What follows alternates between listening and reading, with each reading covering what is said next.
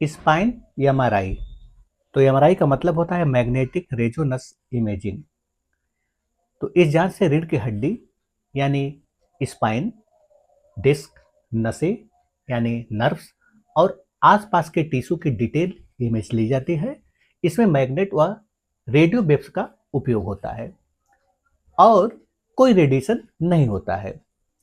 Spine MRI होने का जो मुख्य वजह है, यदि लंबे समय से कमर या गर्दन में दर्द बना हुआ है, ऐसे मामलों में नस दबना, नर्व कंप्रेशन की समस्या है, स्लीप डिस्क डिस्क ब्लज की समस्या में, शून्यपन या झंझनाहट, यदि पैरों में झंझनाहट शून्यपन की स्थिति है तो ऐसे मामलों में, इन्फेक्शन, टीबी स्पाइन की समस्या है, ट्यूमर या कोई चोट है स्पाइन में तो ऐसे मामलों में, चलने में असहजता यानी संतुलन की स्थिति पैदा हो रहा है, असंतुलन की स्थिति पैदा हो रहा है, तो ऐसे मामलों में स्पाइन एमआरआई किया जाता है।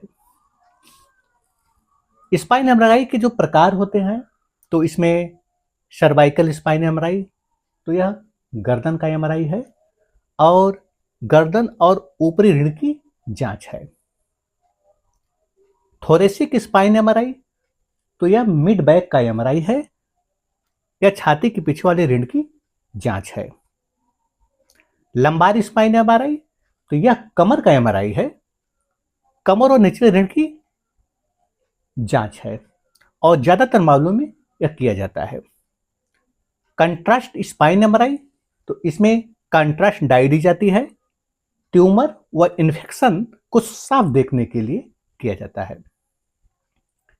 Spine MRI report reading chart, तो इसमें जो पैरामीटर होता है, अलाइनमेंट, स्पाइन यानी रीढ़ की सीध, यदि यह नॉर्मल है यानी समान स्थिति है तो स्पाइन सीधी व सही स्थिति में होगा।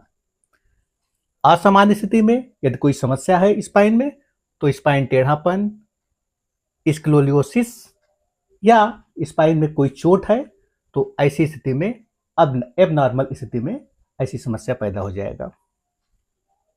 वर्टिब्रे, तो जो स्पाइन हड्डियां है तो यहां पर सभी हड्डियां सामान्य रहेगा, सामान्य स्थिति में।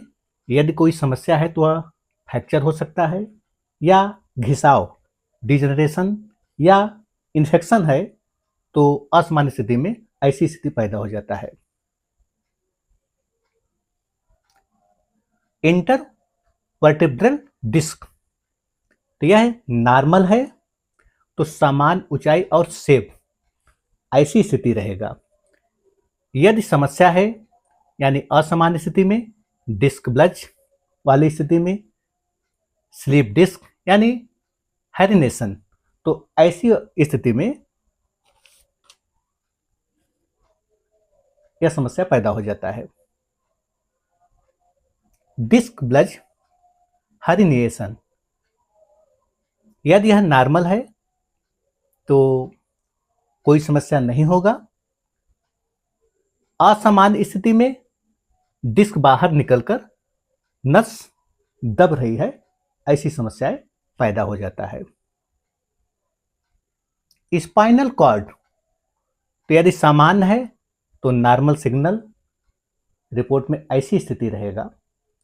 अगर किसी प्रकार का समस्या है यानी असमान स्थिति में,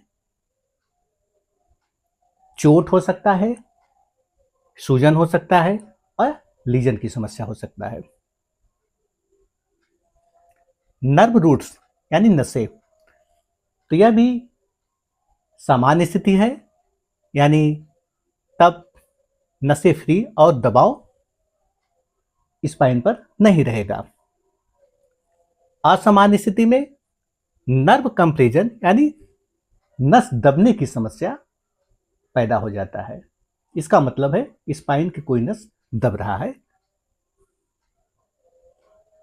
स्पाइनल कैनाल, तो ये नसों की जगह,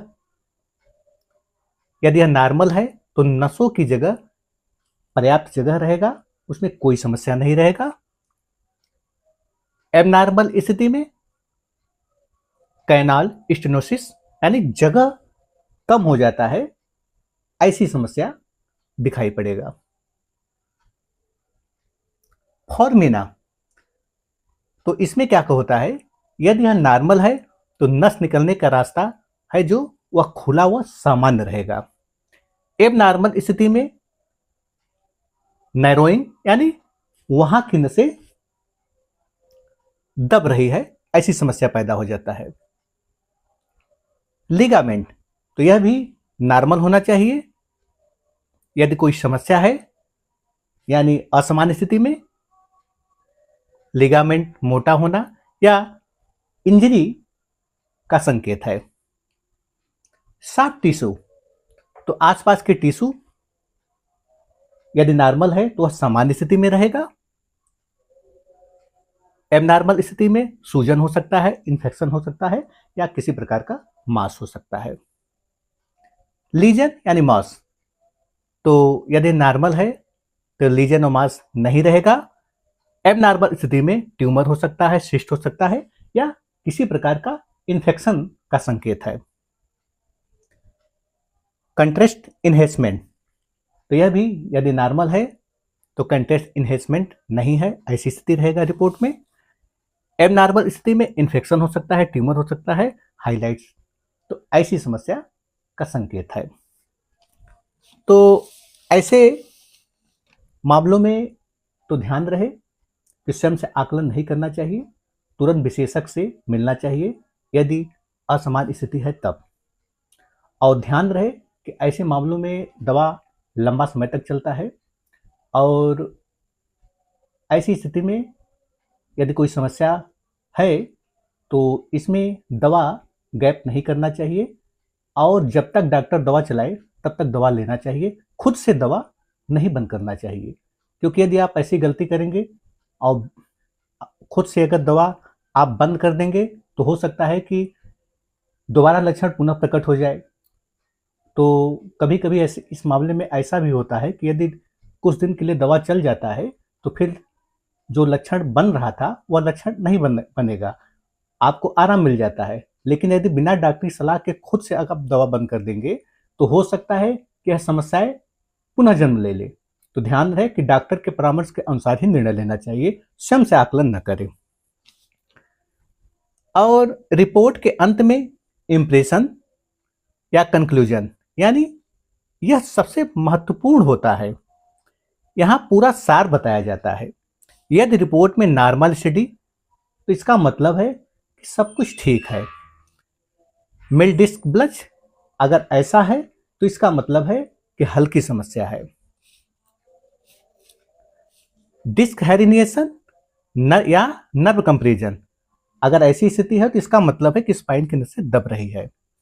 यदि रिपोर्ट में कैनाल स्टेनोसिस अगर ऐसा है तो इसका मतलब है कि नसों के लिए जगह कम है। तो सामान्य रिपोर्ट में बताया जाता है कि नो सिग्निफिकेंट एबनॉर्मलिटी डिटेक्टेड, अगर ऐसा है तो कोई बड़ी समस्या नहीं है। मिल्ड डिजेनरेटिव चेंजेस, इसका मतलब है कि उम्र के साथ हल्का घिसाव पैदा हो रहा है। तो यहां पर रिपोर्ट के अंत में जो यह निष्कर्ष या मतलब जो इंप्रेशन दिया रहता है, इसी के आधार पर डॉक्टर दवा चलाते हैं।